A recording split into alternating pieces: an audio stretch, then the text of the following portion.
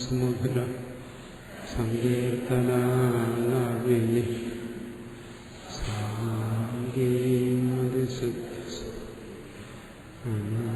ആനന്ദാത്മികാം ഈശ്വരീ സദാശിവസമാരംഭാം ശങ്കരാചാര്യമധ്യം അസ്മദാചാര്യവൃന്ദാം ഗുരുവായൂർ സുദസ്മൃതി പുരാണാനാം ആലയം ഭഗവത്പാദം ശങ്കരം ലോകശങ്കരാചാര്യം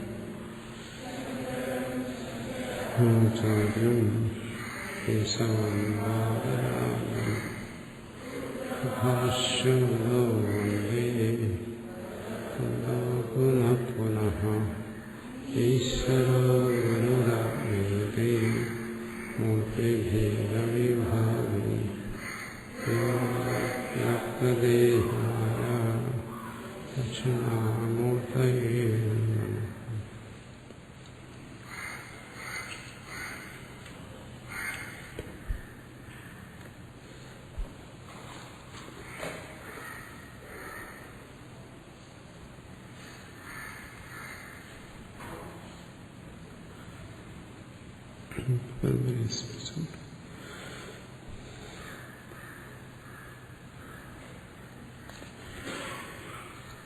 വ്രതാത്മികം നാളാനികം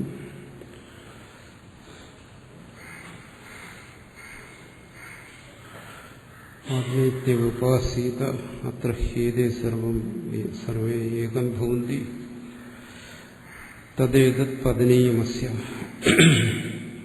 സർവസ്യ യദയമാത്മാ അനേന ഹ്യേതത് സർവം വേദ യഥാ വൈ പദേന അനുവിന്ദേത. അതാണ് വ്യാഖ്യാനിക്കുന്നത്. യഥാ വൈ പദേന അനുവിന്ദേത.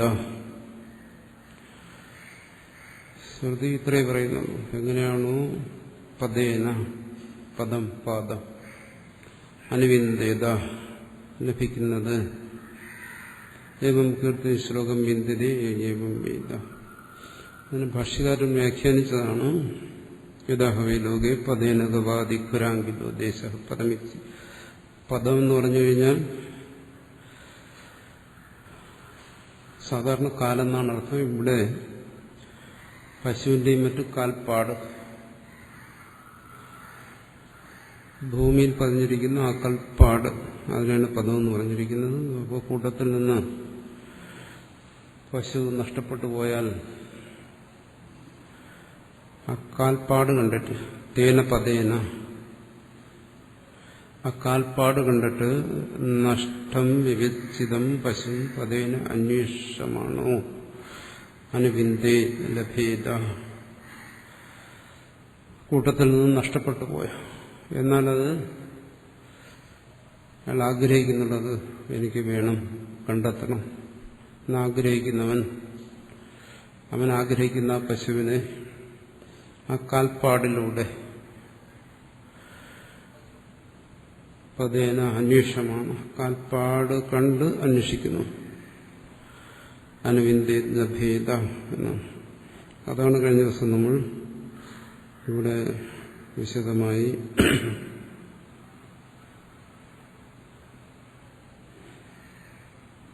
ഇതിന്റെ ചുരുക്കം എന്താണെന്ന് ഇവിടെ വ്യാഖ്യാനത്തിലും പറയും. ഇതിനകത്ത് രണ്ട് കാര്യങ്ങളാണ്. ഈ ഉദാഹരണം ഇവിടെ കൊടുക്കുന്നത് കാൽപ്പാട് കണ്ടിട്ട് പശുവിന്റെ കുളമ്പടി പതിഞ്ഞ ആ ഭാഗം, ആ സ്ഥലം, അവിടെയുള്ള പാട് കണ്ടിട്ട് പശുവിനെ കാണും, കണ്ടെത്തും. രണ്ടാണ്. ഈ കാൽപ്പാടെന്ന് പറയുന്നത് വേറെ, കണ്ടെത്തുന്ന പശു വേറെ. പശുവാണോ കാൽപ്പാടല്ല.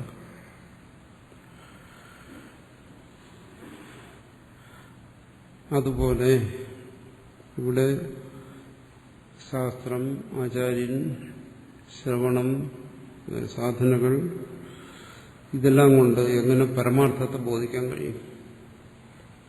കാരണം അദ്വൈതമനുസരിച്ചും ഇതൊന്നും പരമാർത്ഥമല്ല.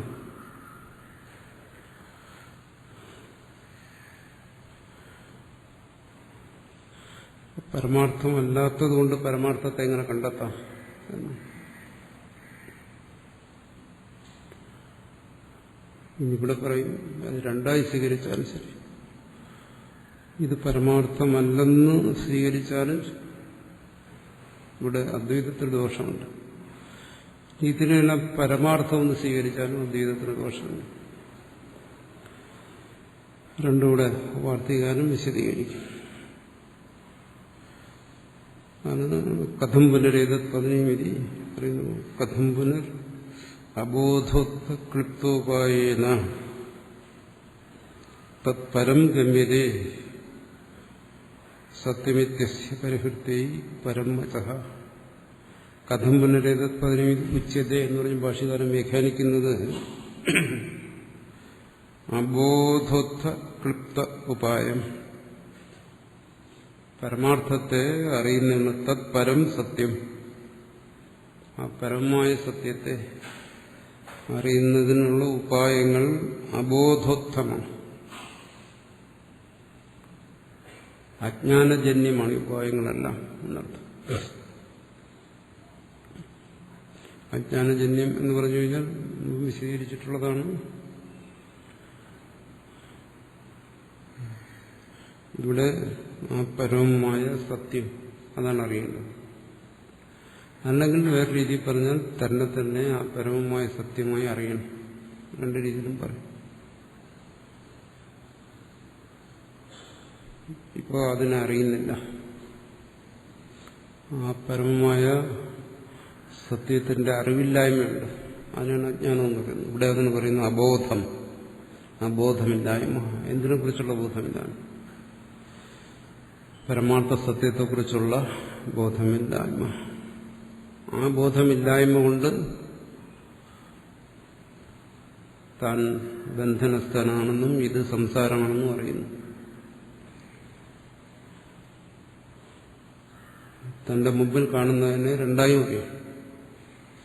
ഒന്ന് തന്നെ ബന്ധിക്കുന്ന സംസാരമായിട്ടറിയും, മറിച്ചാണെങ്കിലോ ഇതിനെ പരമാർത്ഥ സത്യമായിട്ടും അറിയും. പക്ഷെ ഇപ്പോ പരമാർത്ഥ സത്യത്തെക്കുറിച്ച് തനിക്ക് ബോധമില്ലാത്തതുകൊണ്ട്, അബോധം കൊണ്ട് ഇതിനെ സംസാരമായി അറിയുന്നു, ഇതിനെ പരമാർത്ഥമായി അറിയുന്നില്ല. അതുകൊണ്ട് തന്നെ സംബന്ധിച്ച്, ജീവനെ സംബന്ധിച്ച് ഇതൊന്നും പരമാർത്ഥമല്ല. എന്നാൽ അവന് പരമാർത്ഥത്തെ അറിയണം.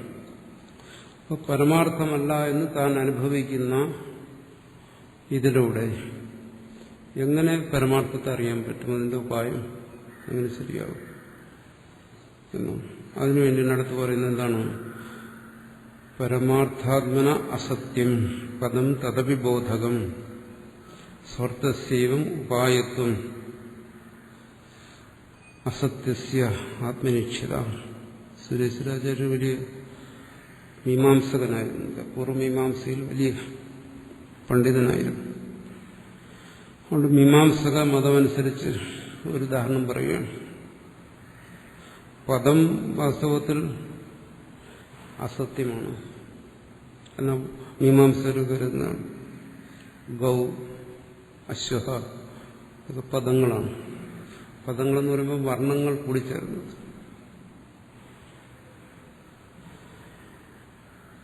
വർണ്ണങ്ങൾ പലതരത്തിൽ കൂടിച്ചേരുന്നു. ഗോഹു, അശ്വഹ, ഗജഹ, ഇതിലെല്ലാം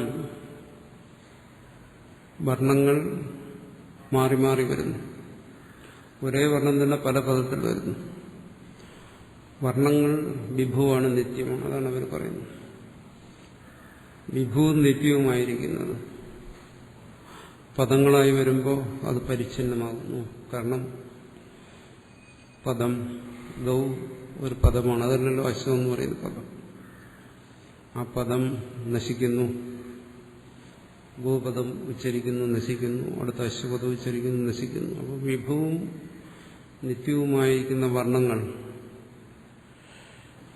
ആരോപിതമാണ് പദം.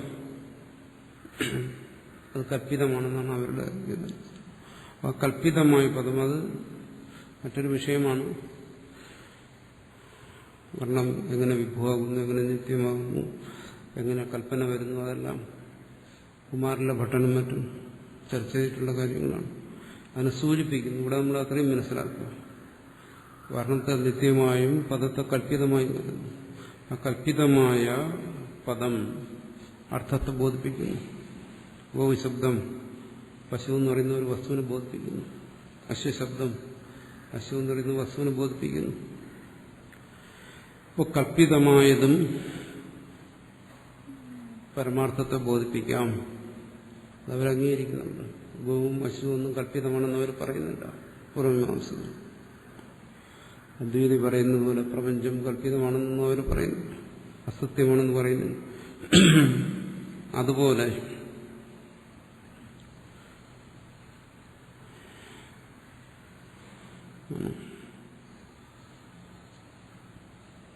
എന്താണ് ഇവിടെ അസത്യമായത്? അസത്യമായിരിക്കുന്ന ഈ പ്രപഞ്ച പ്രതീതി സത്യത്തിലെത്തിക്കാം. ആ പ്രപഞ്ച പ്രതീതിയിൽ അന്തർഭവിച്ചിരിക്കുന്ന ഗുരു, ആചാര്യൻ ഇവയുടെ സഹായത്തോടുകൂടി സത്യത്തിലെത്തിച്ചേരാം എന്നാണ്.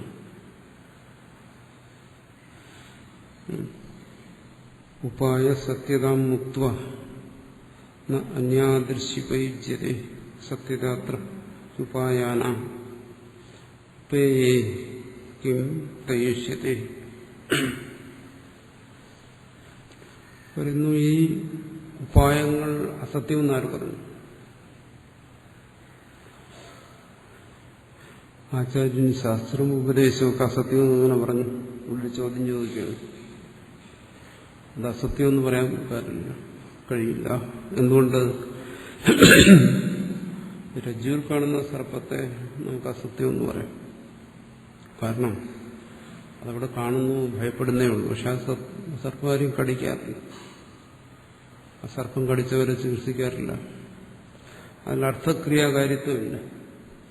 ഇപ്പൊ സത്യം അസത്യമെന്ന് നിങ്ങൾ വേർതിരിക്കുന്ന എങ്ങനെ? ഏതിലാണോ അർത്ഥക്രിയാകാര്യത്വം ഉള്ളത്, ഫലവത്തായ കാര്യങ്ങളെ ചെയ്യുന്നതിനുള്ള സാമർഥ്യം എവിടെയുണ്ടോ അത് സത്യം, അതില്ലാത്ത അസത്യം.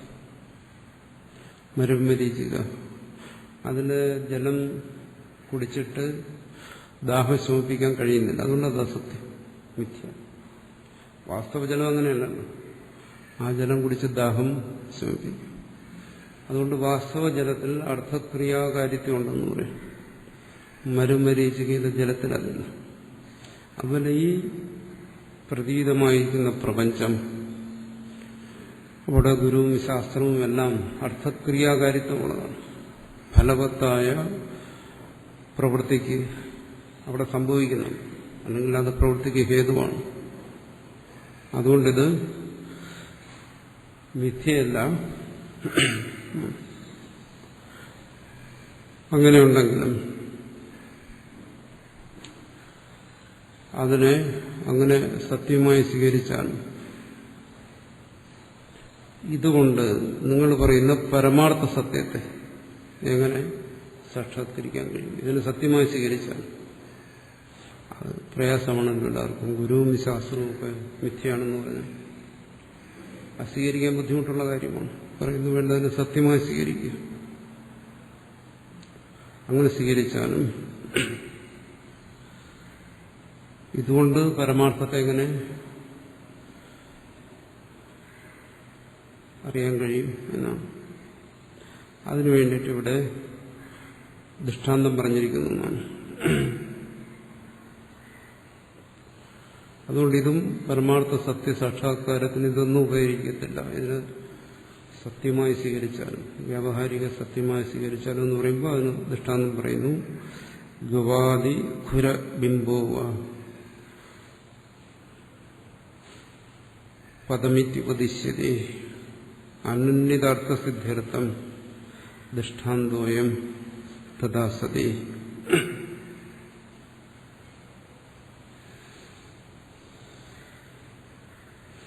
പറയുന്നു ഗവാദി ഖുരബിംബം, ആ പശുവിന്റെ കാലടയാളം ഭൂമി പതിഞ്ഞിരിക്കുന്ന ആ കാൽപാദത്തിന്റെ അടയാളം, അതാണ് ഇവിടെ പറഞ്ഞിരിക്കുന്നത്. പദം പദേന എന്ന് ശ്രുതി പറഞ്ഞിരിക്കുന്നു. അതുകൊണ്ടെന്താണ് അനന്യതാർത്ഥസിദ്ധ്യർത്ഥം. ഇതുമായി നേരിട്ട് ബന്ധമില്ലാത്ത പശുവിന്റെ കാലോ വാലോ തലയോ അതെല്ലാം അതിന്റെ ഭാഗങ്ങളാണ്. കാൽപ്പാടെന്ന് പറയുന്നതിന്റെ ഭാഗമാണ്. അത് പശു അവിടെ നിന്ന് പോയി, എന്നിട്ടും അതവിടെ ശേഷിക്കുന്നു. അസമയം അതിന്റെ കാലും വാലും തലയൊക്കെ അതിനോടൊപ്പം ഉണ്ട്. കാൽപ്പാടും ആ പശുമായിട്ട് എന്താ ബന്ധമുള്ളത്? നേരിട്ടൊരു ബന്ധമില്ല. അതാണ് അനന്യതാർത്ഥം. അനന്യതമായ അർത്ഥമാണ്. അതിനോട് നേരിട്ട് ബന്ധപ്പെടാത്ത വസ്തുവാണ് പശു. നിങ്ങൾ പറയുന്നത് എന്താണോ? മിഥ്യയും സത്യവുമായിട്ട് ബന്ധമില്ല, അല്ലെങ്കിൽ വ്യാവഹാരികമായ സത്യവും പരമാർത്ഥവുമായിട്ട് ബന്ധമില്ല. അതാണല്ലോ പറയുന്നത്. ഇതിലൂടെ എങ്ങനെ പരമാർത്ഥത്തെ അറിയാൻ കഴിയും? പരസ്പര ബന്ധമില്ലല്ലോ. പുകയെ കണ്ടിട്ട് തീ അറിയാൻ കഴിയും. കാരണം പുകയും തീയും ഒരുമിച്ചിരിക്കുന്നതാണ്. രണ്ടിനും ഒരേ സത്യതയാണ്. പക്ഷെ ഇവിടെ അതുപോലല്ല. ഇവിടെ പരസ്പര ബന്ധമില്ലാതിരിക്കുന്നു. അനന്യതമായ അർത്ഥമാണ്. അന്യതമായ കൂടിച്ചേർന്നിരിക്കുന്ന വസ്തുവല്ല പശു. കാൽപ്പാടിനോടൊപ്പം ഇരിക്കുന്നതല്ല. പക്ഷെ അത് ഉപയോഗപ്പെടുന്നു. പരസ്പര ബന്ധമുണ്ടെങ്കിലും ആ കാൽപ്പാടെന്ന് പറയും, ഫുട് പ്രിന്റ് എന്ന് പറയും. അത് ആ പശുവിനെ അറിയുന്നതിന് സഹായിക്കുന്നു, പരസ്പര ബന്ധമില്ലെങ്കിലും എന്നർത്ഥം. ദൃഷ്ടാന്തോയം തഥാസ, അതിനു വേണ്ടിയിട്ടാണ് ഈ ദൃഷ്ടാന്തം പറഞ്ഞിരിക്കുന്നത്. അതുകൊണ്ട് ഇതിനെല്ലാം നിങ്ങൾ മിഥ്യയെ സ്വീകരിച്ചാലും ഇതിനെല്ലാം വ്യാവഹാരിക സത്യമായി സ്വീകരിച്ചാലും ശരി, ഇതുകൊണ്ട് പരമാർത്ഥത്തെ ബോധിക്കാം. ഗവാദി ബോധനിർവൃത്തി പദതജ്ഞാനഹേതുത അനന്വിത പദജ്ഞാന ഗോപിണ്ഡൈക അവസായിനി. ഇവിടെ ആ പശുവിനെ അറിയാൻ സഹായിച്ചത് എന്താണ്? ആ ഭൂമിയിൽ പതിഞ്ഞിരിക്കുന്ന കാൽപ്പാടാണോ, അതോ ആ കാൽപ്പാടിനെ കുറിച്ചുള്ള ബോധം, അറിവാണോ? രണ്ട് സ്വീകരിക്കും. കാരണം ആ കാൽപ്പാട് കണ്ടിട്ടാണല്ലോ ബോധം ഉണ്ടായത്. അതുകൊണ്ട് ആദ്യം കാൽപ്പാടാണ്, ആ അടയാളമാണ്, കാലടയാളം. അപ്പൊ ആ കാലടയാളം പശുവിനെ പ്രത്യക്ഷമായി കാണുന്നതിന് സഹായിച്ചു എന്ന് പറയാം. അല്ലെങ്കിൽ ആ കാലടയാളത്തെ കണ്ടപ്പോൾ കാണുന്നവന്റെ ഉള്ളിലുണ്ടായ അറിവ്, അതാണ് ഇവിടെ പറയുന്നത് പദതജ്ഞാനഹേതുത. പദം എന്ന് വെച്ചാൽ കാൽപ്പാട്, അല്ലെങ്കിൽ ആ കാൽപ്പാട് കണ്ടപ്പോൾ കാണുന്നവന്റെ ഉള്ളിൽ ഉണ്ടായ ആ കാൽപ്പാടിനെ കുറിച്ചുള്ള അറിവ്. ഇത് പശുവിന്റെ കാൽപ്പാടാണല്ലോ, എന്റെ നഷ്ടപ്പെട്ട പശുവിന്റെ കാൽപ്പാടാണല്ലോ ഇത് എന്നുള്ള അറിവ്. ഇത് രണ്ടും കൊണ്ടെന്താണ്? ഗവാദി ബോധ നിർവൃത്തി. ആ പശു അല്ലെങ്കിൽ ആട് എന്താണോ അതിന്റെ പ്രത്യക്ഷമായ ജ്ഞാനം ഉണ്ടാകുന്നു. അനന്വിത പദജ്ഞാന ഗോപിണ്ഡേക അവസായിനി. ആ ബോധം എങ്ങനെ? ആ ഗോപിണ്ഡം, ഗോ എന്ന് പറയുന്ന വസ്തു, അതിനെക്കുറിച്ചുള്ള ജ്ഞാനം ഉണ്ടാകുന്നു. അവിടെ ഈ കാൽപ്പാടിനോ ആ കാൽപ്പാടിൽ നിന്നുള്ള ബോധത്തിനോ ഈ പശുവുമായിട്ട് നേരിട്ട് ബന്ധമൊന്നുമില്ല. രണ്ടാണ്.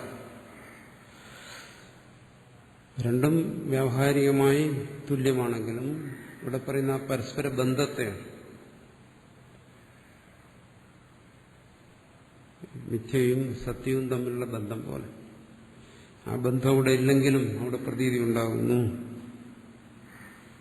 അതുകൊണ്ട് യഥായവും അതുപോലെ നാമരൂപാദി പ്രപഞ്ചോപായ ഹേതുതഃ അപ്രപഞ്ചാത്മകേ ഭൗമിനി പ്രത്യഗ്ബോധ പ്രജായതേ.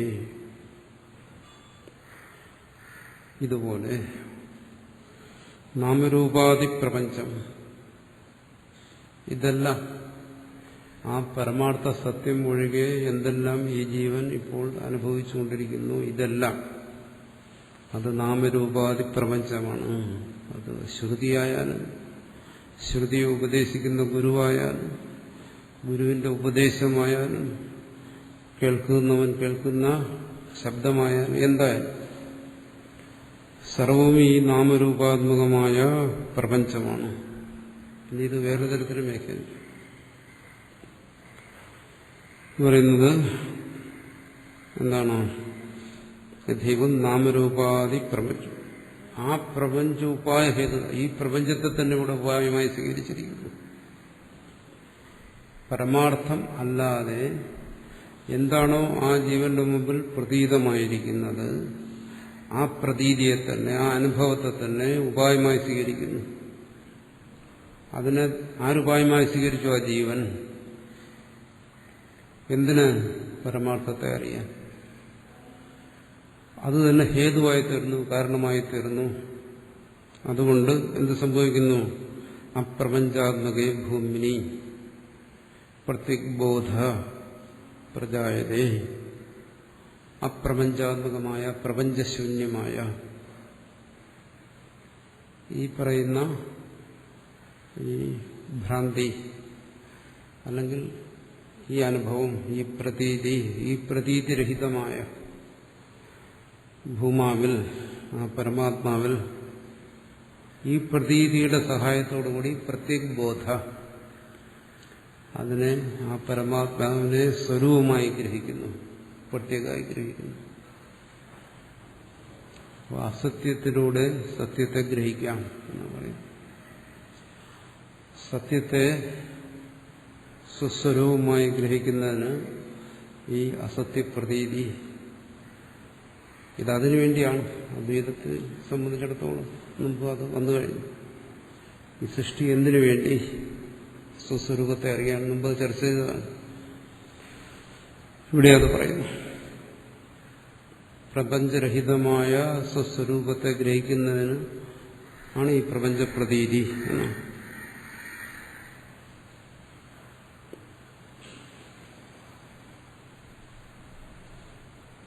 അതെങ്ങനെ സംഭവിക്കുന്നു?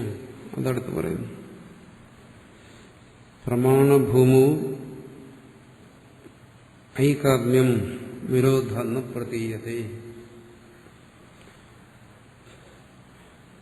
തമോന്വയ അപ്രമേയത്വ തദഭാവേവി നേക്ഷ്യതേ. പരമാർത്ഥത്തെ ബോധിക്കുന്നതിന് ഇതൊക്കെ ഉപായമാണെന്ന് പറഞ്ഞു ഗുരുവും ശാസ്ത്രവും. ഇവിടെ ചോദിക്കുന്നു, സാധാരണ ചോദിക്കുന്ന ചോദ്യം, താൻ പരമാർത്ഥമാണെങ്കിൽ ഇവിടെ പറഞ്ഞ പ്രപഞ്ചശൂന്യമായ ഭൂമാവാണ്, താൻ ആത്മാവാണ്. അതാണ് ശ്രുതി പറയുന്നത് തത്വമസി. അത് താനതാണെങ്കിൽ താനതിനെ അറിഞ്ഞാലും അറിഞ്ഞില്ലെങ്കിലും താനതാണല്ലോ. അദ്വൈതി പറയുന്നതനുസരിച്ച് ഏകമായ പരമാത്മസത്യം മാത്രം, രണ്ടാമതൊന്നില്ല. അതാണ് തത്വം. നീ അതാണെന്നാ പറയുന്നത്. തത് ത്വമസി. ഞാനതാണെങ്കിൽ പിന്നെ ഞാനിനി എന്തിനതിനെ അറിയണം? അറിഞ്ഞിട്ടെന്താ കാര്യം? അറിഞ്ഞാലും അറിഞ്ഞില്ലെങ്കിലും ഞാനതാണല്ലോ. അതിന് സമാനം പറയുന്നു. അദ്വൈതത്തെ കുറിച്ച് കേൾക്കുമ്പോൾ സാറിന് എല്ലാവരും ചോദിക്കും, നിങ്ങൾ ഈ പറയുന്നതനുസരിച്ച് ഞാനാണ് പരമാത്മാവ്. ശരി, എന്നാ പിന്നെ ഇനി എന്താ? ഞാനിനിയിപ്പോൾ എന്തിനതിനെ അറിയണം? ഞാനതാണല്ലോ. അല്പം മനസ്സിലാക്കിയിട്ട് പറയും, ഞാൻ സ്വയം അറിവാണല്ലോ. ഞാൻ സ്വയം അറിവായിരിക്കും, പിന്നെ എങ്ങനെ എന്നെ അറിയുന്നത്? അറിയേണ്ട ആവശ്യമുണ്ട്. അതെങ്ങനെ നടക്കും? ഇങ്ങനെ നിരവധി ചോദ്യങ്ങൾ വരും. അതിലൂടെ പറയുന്നു പ്രമാണഭൂമോ ഏകാത്മ്യം ഐകാത്മ്യം വിരോധാന്ന് പ്രതീയതേ. അത് പരമാർത്ഥമാണ്. ഐകാത്മ്യം, അതാണ് പരമാർത്ഥം. ത്വം തത്, അതാണ് പരമാർത്ഥം. നീ ആ പരമാർത്ഥ വസ്തുവാണ്. ഐകാത്മ്യം, ഏകബോധം, ഏകത്വം. നിന്നില ഏകത്വം അത് സത്യം തന്നെ. പക്ഷേ എന്താണ്? പ്രമാണഭൂമവും, ഈ പ്രമാണഭൂമിയിൽ എന്താണ്? ന പ്രതീയതേ, അത് പ്രതീതമാകുന്നില്ല, അനുഭവപ്പെടുന്നില്ല. താൻ പരമാർത്ഥ സത്യമാണെങ്കിലും താൻ നിർഗുണമായ പരബ്രഹ്മസ്വരൂപമാണെങ്കിലും അതിന്റെ പ്രതീതി ഇവിടെ ആവശ്യമാണ്, അതിന്റെ അനുഭവം ഇവിടെ ആവശ്യമാണ്. പക്ഷേ ഈ പ്രമാണഭൂമി എന്ന് പറയുന്നത് എന്താണ്? ഈ പ്രമാണങ്ങൾ പ്രവർത്തിച്ചുകൊണ്ടിരിക്കുന്ന അവസ്ഥ, പ്രധാനമായും ഇന്ദ്രിയങ്ങളും മറ്റും പ്രവർത്തിച്ചുകൊണ്ടിരിക്കുന്ന അവസ്ഥ, മനസ്സ് പ്രവർത്തിച്ചുകൊണ്ടിരിക്കുന്ന അവസ്ഥ. ഇതെവിടെയാ ഇന്ദ്രിയങ്ങളും മനസ്സും പ്രവർത്തിക്കുന്നത്? ജാഗ്രത സ്വപ്നങ്ങൾ. പ്രമാണഭൂമി, ഭൂമി എന്ന് വെച്ചാൽ തലം, അവസ്ഥ എന്ന് പറയുന്നത് ജാഗ്രത സ്വപ്നാവസ്ഥകളാണ്. ഈ ജാഗ്രത സ്വപ്നാവസ്ഥകളിൽ ഇത് പ്രവർത്തിച്ചിരിക്കുന്നത് കൊണ്ട് തന്നെ ഇന്ദ്രിയങ്ങളും മനസ്സും പ്രവർത്തിച്ച് ഈ പ്രപഞ്ചബോധം ഉണ്ടായിക്കൊണ്ടിരിക്കുന്നത് കൊണ്ട് ഐകാത്മ്യം, ത്വം തത് എന്ന് ഉപദേശിച്ച ആ ഏകാത്മത്വ ബോധം എന്ന പ്രതീയത അനുഭവപ്പെടുന്നില്ല. ഇവിടെ അതാണ്. ഈ ജാഗ്രത സ്വപ്നങ്ങളിലും ഏകാത്മാവ് തന്നെ,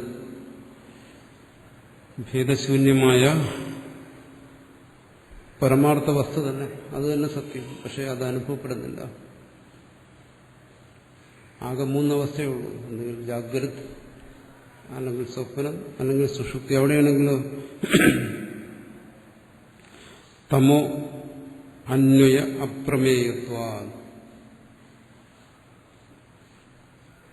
തദഭാവേ വിലേക്ഷ്യതേ. തദഭാവേ, ഈ പ്രമാണപ്രവൃത്തികൾ ഇല്ലാത്തിടത്ത്, മനസ്സും ഇന്ദ്രിയങ്ങളും പ്രവർത്തിക്കാതിരിക്കുന്ന സ്ഥലം, അങ്ങനെ ഒരു സ്ഥലമേ ഉള്ളൂ, സുഷുപ്തി മാത്രം. നമ്മുടെ അനുഭവത്തിൽ ആണ് പറയുന്നത് തദഭാവം. ഇവയൊന്നും പ്രവർത്തിക്കാതിരിക്കുന്നിടത്തെന്ന് പറഞ്ഞാൽ ഈ പ്രമാണ പ്രവൃത്തികളിലൂടെ പ്രപഞ്ചബോധം ഇല്ലാതിരിക്കുന്ന അവസ്ഥ. അവിടെ ഈ ബോധമുണ്ടോ? അവിടെ ഈ ഐകാത്മ്യ ബോധമുണ്ടോ? അവിടെ ഐകാത്മ്യമാണ്. ജാഗ്രത സ്വപ്നങ്ങളിലും ഐകാത്മ്യമാണ്, പരമാത്മേകത്വമാണ് സത്യം. പക്ഷേ അവിടെയും എന്താണ്? നിക്ഷതേ, അവിടെ അത് അനുഭവപ്പെടുന്നില്ല. എന്തുകൊണ്ട് അനുഭവപ്പെടുന്നില്ല? തമോന്വയ. അവിടെയും വരുന്ന ഈ തമോന്വയം, തമസിന്റെ അന്വയം, തമസിന്റെ ബന്ധം. തമസെന്ന് വെച്ചാൽ ഇരുളെന്നല്ല, അറിവില്ലായ്മ. നേരത്തെ പറഞ്ഞു അബോധം, ബോധമില്ലായ്മ, അതിന്റെ ബന്ധം അവിടെയുണ്ട്. എവിടെ? സുഷുപ്തിയിൽ. പിന്നെ അവിടെ എന്തുണ്ട്? അപ്രമേയത്വം. അവിടെയുണ്ട് അപ്രമേയത്വം. അത് പ്രമേയമല്ല, പ്രമയ്ക്ക് വിഷയമല്ല.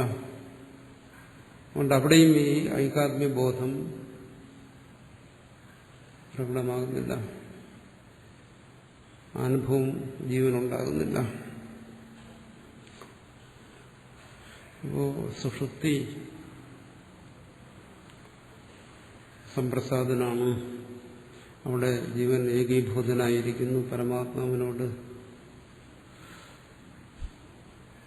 അത് പരമാർത്ഥമാണെന്നൊക്കെ നമ്മൾ മുമ്പ് ചർച്ച ചെയ്ത് മനസ്സിലാക്കിയത്.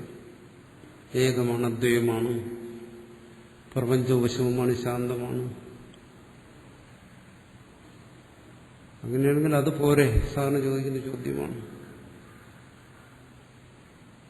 അവിടെ ഈ ജാഗ്രതത്തിലെ ഈ പ്രമാണ വ്യവഹാരമെല്ലാം അവസാനിച്ച് ജീവൻ സുഷുപ്തനായി. പക്ഷിയുടെ ദൃഷ്ടാന്തം പറഞ്ഞു. അതിനെ കെട്ടിയിട്ട പക്ഷി പറന്ന് രക്ഷപ്പെടാൻ നോക്കി. അതുപോലെ ജാഗ്രത സ്വപ്നങ്ങളിലെല്ലാം ഈ ജീവൻ പോയി നോക്കി. അവസാനം എന്താണ്? പ്രാണബന്ധനം ഹി സൗമ്യമന. അവിടെ നേരത്തെ പറഞ്ഞു, അവനവിടെ ബന്ധിച്ചിരിക്കുകയാണ്. അതുകൊണ്ട് എന്ത് ചെയ്യുന്നു? അവസാനം തളർന്ന് അവിടെ ചെന്ന് വീഴുന്നു, സുഷുപ്തി. ഈ പ്രപഞ്ച വ്യവഹാരങ്ങളെല്ലാം ഒടുങ്ങി, പ്രമാണ വ്യവഹാരങ്ങളെല്ലാം അസ്തമിച്ച് ആ സുഷുപ്തനായി ഏകീഭൂതനായി സമ്പ്രസാദനായിരിക്കുന്നു. അതുപോലെ ഇതിനപ്പുറം ഇനി എന്താ ജ്ഞാനം? ഇതിന് ഉപരി എന്താണ് മുക്തി? ജാഗ്രതത്തിൽ വരുമ്പോൾ ഇതെല്ലാം വരും, പക്ഷെ സുഷുപ്തിയിൽ ഇതെല്ലാം അവസാനിച്ചിട്ട് അതുപോലെ ഇല്ല. അവിടെയും ദോഷമുണ്ട്. എന്താണ്? തമോന്വയം അപ്രമേയം. അവിടെയും തമോന്വയമുണ്ട് എന്നാണ്. അബോധാന്വയം അവിടെയുണ്ട്. അന്വയം എന്ന് വെച്ചാൽ ബന്ധം.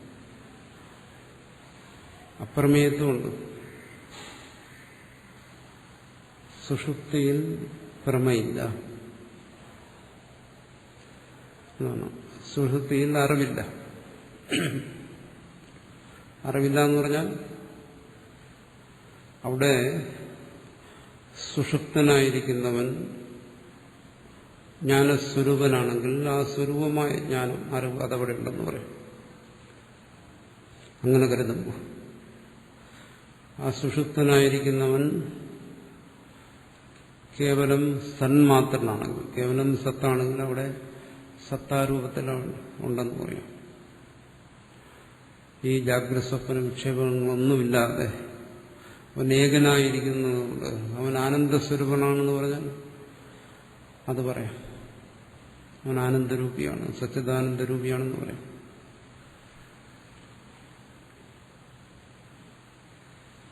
പക്ഷേ ഇവിടെ പറയുന്ന അവിടെ അറിവില്ല. എന്തുകൊണ്ട്?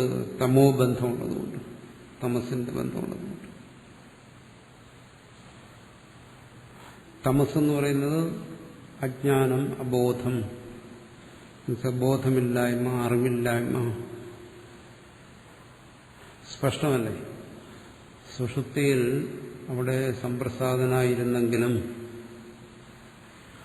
എന്തുകൊണ്ട് നീ നിന്റെ സ്വരൂപത്തെ അങ്ങനെ അറിഞ്ഞില്ല? അവിടെ ഒരു സമാധാനം എന്താണ്? അറിവില്ലായ്മ. അങ്ങനെ ഒരു അറിവ് എന്നിൽ ഉണ്ടായില്ല.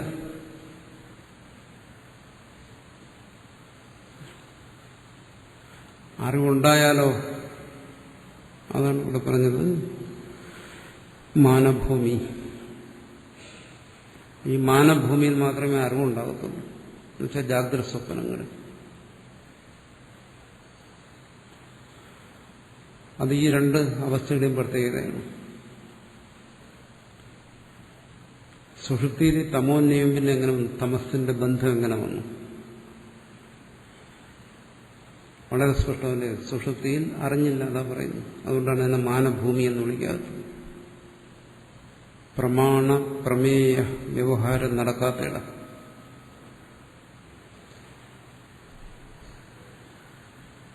അവിടെ അറിവില്ലായ്മ, അബോധം, അത് മാത്രം. അതാണ് തമോ ബന്ധം എന്ന് പറയുന്നത്. കൂടി തെറ്റിദ്ധരിക്കരുത്.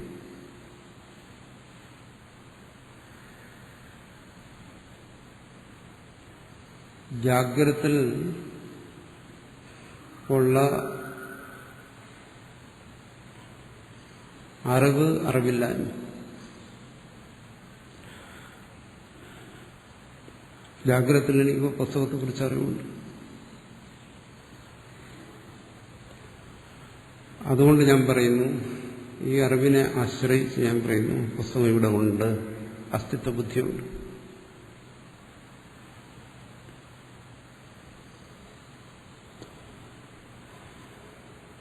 പുസ്തകം ഇവിടുന്ന് ആരെങ്കിലും എടുത്തു മാറ്റി. മേശപ്പുറത്ത് പുസ്തകത്തെക്കുറിച്ചുള്ള അറിവില്ല. അതുകൊണ്ട് ഞാൻ പറയുന്നു നാസ്തി, പുസ്തകമില്ല.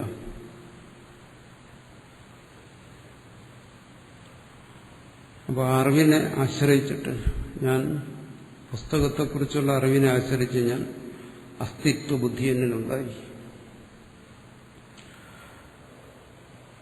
പുസ്തകം ഇല്ലാതെ വന്നപ്പോൾ ഇതിനെ സംബന്ധിച്ചുള്ള, ആ പുസ്തകത്തെ സംബന്ധിച്ചുള്ള നാസ്തിത്വ ബുദ്ധി ഉണ്ടായി. അപ്പോൾ ഈ അസ്തിത്വ നാസ്തിത്വ ബുദ്ധി, അറിവ്, അറിവില്ലായ്മ, ഇതിനെ രണ്ടിനെ ആശ്രയിച്ചിട്ടാണ്.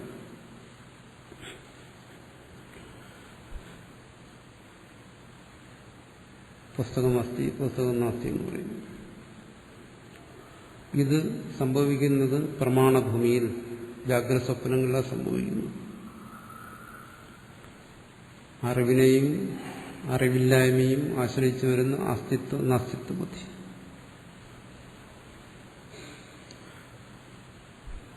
ശരി, പുസ്തകം ഇവിടെ ഒന്ന് മാറ്റി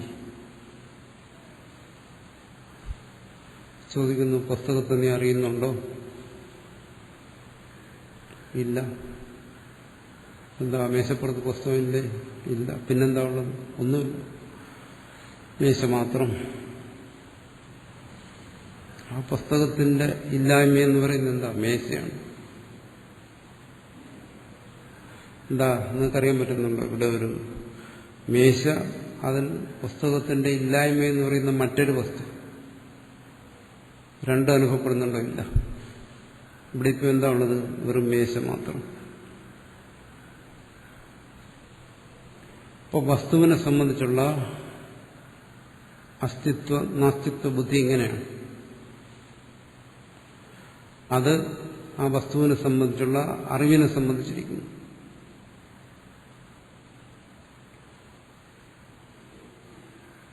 അപ്പോൾ പുസ്തകത്തിന്റെ അസ്തിത്വം അത് അറിവിന് വിഷയമാണ്. പുസ്തകത്തിന്റെ നാസ്തിത്വമോ അതും അറിവിന് വിഷയമാണ്.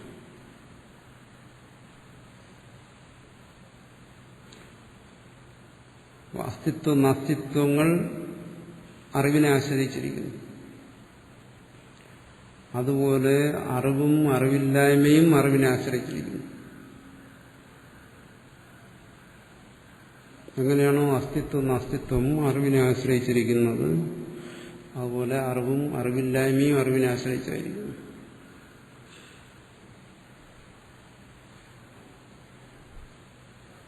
ഒരാൾ ഇന്നലെ ഇവിടെ ഇല്ലായിരുന്നു. ആ ഉദാഹരണം, അയാൾക്ക് ഇന്നലത്തെ സത്സംഗത്തെക്കുറിച്ച് അറിവില്ല.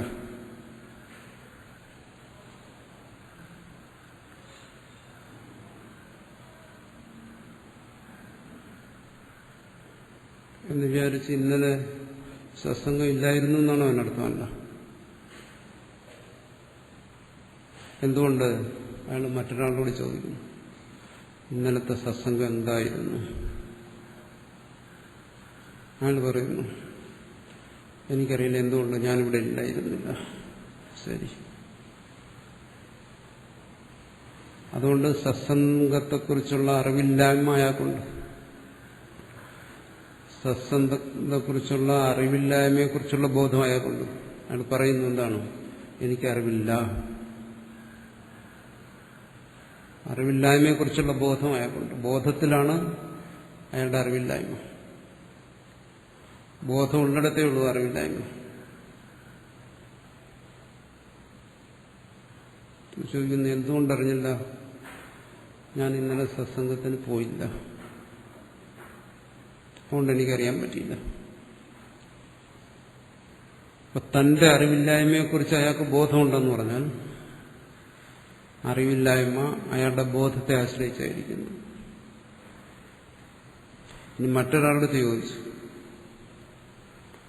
ഇന്നത്തെ സത്സംഗത്തെക്കുറിച്ച് എന്തെങ്കിലും പറയാമോ? എനിക്കറിയില്ല. എന്താ, നീ ഇവിടെ ഉണ്ടായിരുന്നില്ലേ? ഉണ്ടായിരുന്നു. സത്സംഗത്തിന് പോയില്ലേ? പോയി. എന്നിട്ടും അറിയില്ലേ? അറിവില്ല. അതെന്താ അങ്ങനെ സംഭവിച്ചത്? ഉറങ്ങിപ്പോയി. അതൊക്കെ പറയാൻ പറ്റുമോ? ഇന്നലെ സത്സംഗം ഉണ്ടായിരുന്നില്ല എന്ന് പറയാൻ പറ്റും?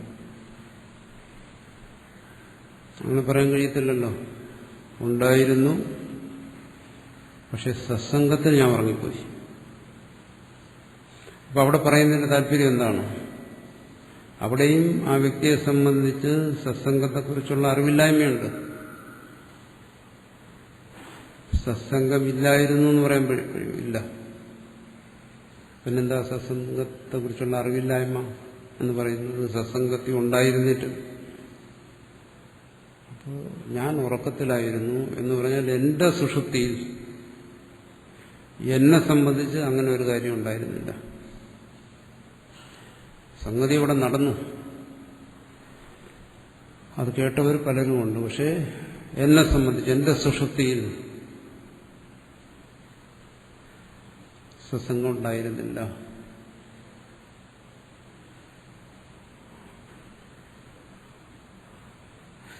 വേറൊരാൾ പറയുന്നത് അങ്ങനെയല്ല, ഉണർന്നിരുന്നാണ് പറയുന്നത്. ഞാനത് കേട്ടില്ല, അതുകൊണ്ട് എനിക്കതിനെക്കുറിച്ച് അറിവില്ല. അതയാൾ എന്താണ് പറയുന്നത്? തന്റെ ജാഗ്രതത്തിൽ അതിനെക്കുറിച്ച് താൻ കേൾക്കാത്തത് കൊണ്ട് അതിനെക്കുറിച്ചുള്ള അറിവില്ല എനിക്ക്.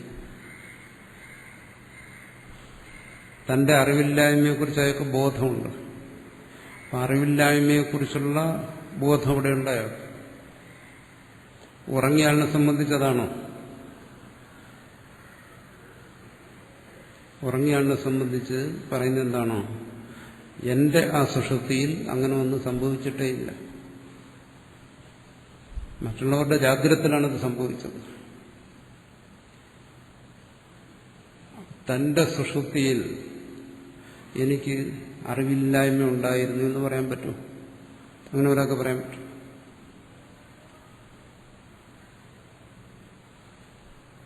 തന്റെ സുഷുപ്തിയിൽ സത്സംഗത്തെക്കുറിച്ചുള്ള അറിവില്ലായ്മ എനിക്കുണ്ടായിരുന്നു എന്ന് പറയാൻ കഴിയുമോ?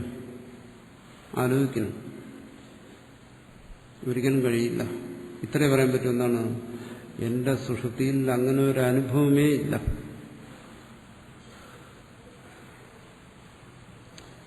അതാണ് നേരത്തെ പറഞ്ഞത്. എന്താണ്? അസ്ഥി നാസ്തി എന്ന് പറയുന്ന രണ്ടനുഭവങ്ങളും അറിവിനെ ആശ്രയിച്ചാണ് നിൽക്കുന്നത്. ജാഗ്രതത്തിൽ ഞാനത് ശ്രവിച്ചില്ലെങ്കിൽ എനിക്ക് പറയാം എനിക്കങ്ങനെ ഒരു അറിവ് ഉണ്ടായില്ല. മറിച്ച് അതിനെ തന്നെ പറയുന്നു അറിവില്ലായ്മ, ബോധം. ആ ബോധത്തെക്കുറിച്ച് എനിക്ക് ജാഗ്രതത്തിൽ ബോധമുണ്ട്. ആ ബോധത്തെക്കുറിച്ചുള്ള ബോധം എനിക്കുണ്ട്. സുഷുപ്തിയിൽ അങ്ങനെയല്ല. എനിക്ക് അവിടെ ആ സുഷുപ്തിയിൽ അങ്ങനെ ഒരു അനുഭവമേ ഉണ്ടായിട്ടില്ലെന്നേ പറയാൻ കഴിയും. അവിടെ എനിക്ക് അബോധത്തെക്കുറിച്ച് ബോധമുണ്ടായെന്ന് പറയാൻ കഴിയില്ല.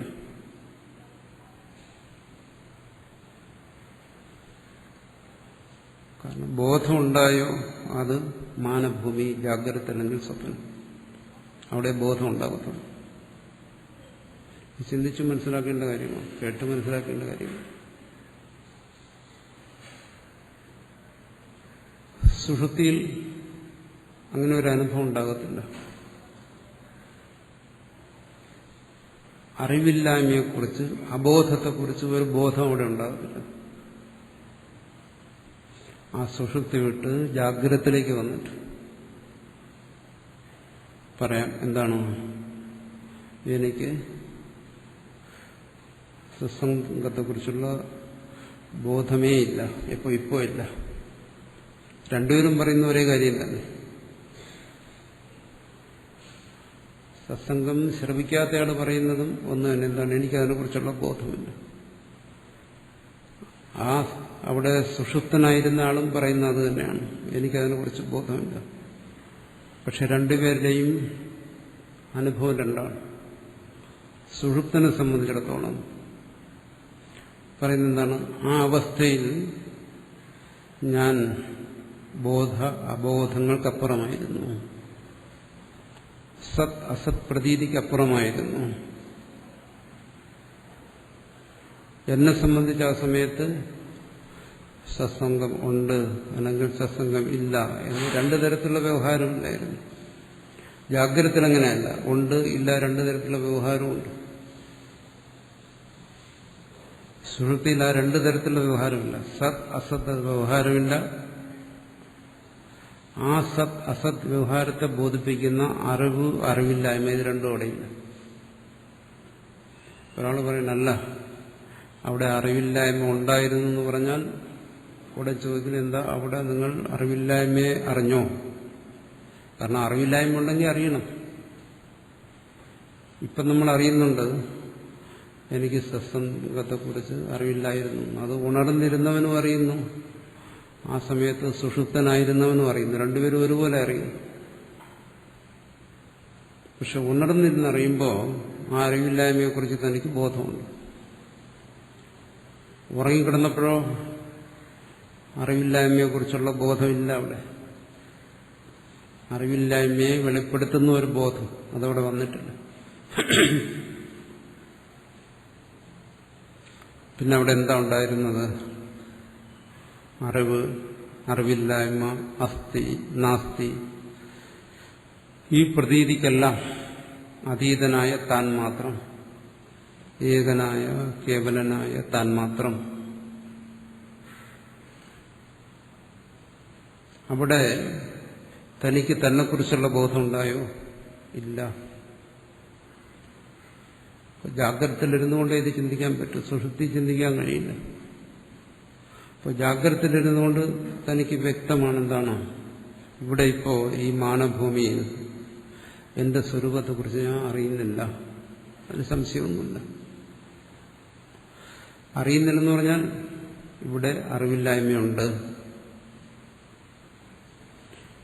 പക്ഷെ ഈ മാനഭൂമിക്കപ്പുറം ഞാൻ പോയല്ലോ. അവിടെ എന്നെക്കുറിച്ച് അറിവുണ്ടായിരുന്നോ? ഇല്ല. അവിടെ ഒരു തരത്തിലുള്ള അറിവുണ്ടായിരുന്നില്ല. എന്നെക്കുറിച്ചോ തന്നെക്കുറിച്ചോ പരനെക്കുറിച്ചോ അറിഞ്ഞില്ല.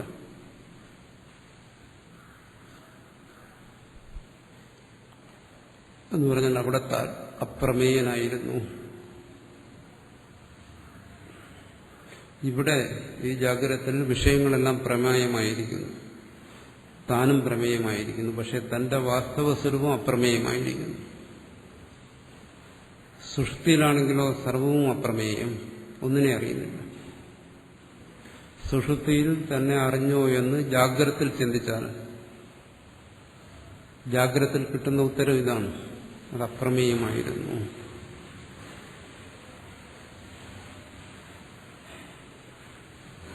ശരി, ജാഗ്രതത്തിൽ തന്റെ സ്വരൂപത്തെ എന്തുകൊണ്ട് അറിഞ്ഞില്ല? അറിവില്ലായ്മ. അത് തന്നെ, വേറെ ഒന്നും പറയാനില്ല. ആ അറിവില്ലായ്മ കൊണ്ട് അങ്ങനെ പറയാൻ പറ്റും. നീ എന്തുകൊണ്ടത് അറിഞ്ഞില്ല? അറിഞ്ഞില്ല, അത്ര എന്നേ പറയാൻ പറ്റും. ഇത് ജാഗ്രതയിലെ സമാധാനമാണ്, സുഷുപ്തിയിലെ സമാധാനം. ശരി, സുഷുപ്തിയിൽ നീ അറിഞ്ഞോ? അത് സുഷുപ്തനായവനോടല്ല ചോദിക്കുന്നത്,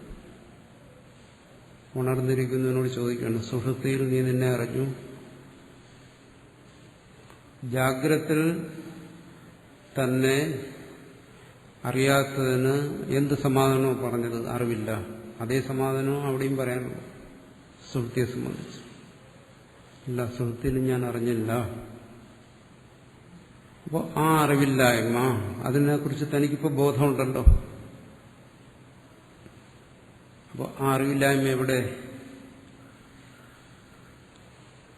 ഏത് കാലത്തിലാണോ ഏതവസ്ഥയിലാണോ താൻ അറിവില്ലായ്മയെ അറിയുന്നത്, ആ കാലത്തിൽ ആ അവസ്ഥയിലാണ് അറിവില്ലായ്മ, മറ്റൊരവസ്ഥയിലല്ല. സ്വപ്നത്തിലെ അറിവില്ലായ്മ ജാഗ്രതത്തിലുണ്ടോ? ഇല്ല. ഇവിടെ ഇപ്പോ ആനെ അറിയുന്നില്ല, ഈ അറിവില്ലായ്മ ഇവിടെ. സ്വപ്നത്തിൽ അറിഞ്ഞില്ലെങ്കിൽ അതവിടെ.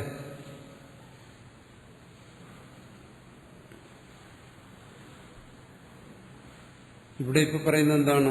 സുഷുപ്തിയിലെ എന്റെ സ്വരൂപത്തെ ഞാൻ അറിഞ്ഞില്ല. ഇവിടെ പറയുന്നു ജാഗ്രതത്തിൽ. അപ്പൊ അറിവില്ലായ്മ ഇവിടെ ഈ ജാഗ്രതത്തിലാണ്.